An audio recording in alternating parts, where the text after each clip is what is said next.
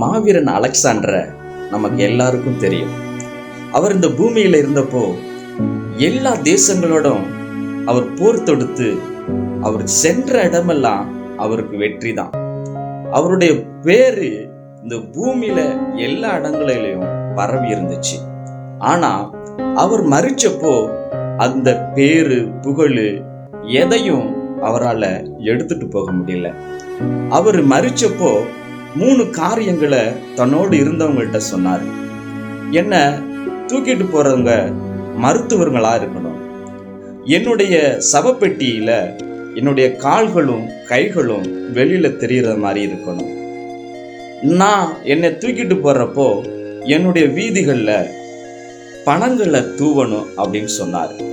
எதற்காக அப்படி சொன்னார் அப்படின்னா, நான் வெறுமனே வந்தேன், வெறுமனே போறேன். எவ்வளவு பெரிய மருந்துகளும் மாத்திரைகளும் என்ன காப்பாற்ற முடியல. நான் எப்படி வந்தோனோ அப்படியே நிர்வாணமா போறேன் அப்படின்னு சொல்லிட்டு.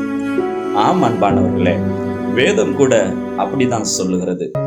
அழிந்து போகக்கூடிய உலக பொருளுக்குள்ள உங்களுடைய ஆஸ்திய பொக்கிஷத்தை சேர்த்து வைக்காதீங்க. அழியாத ஒரு பொக்கிஷமான பரலோகத்துல உங்களுடைய பேர்களை, உங்களுடைய பொக்கிஷங்களை சேர்த்து வைங்க அப்படின்னு சொல்லுதுங்க.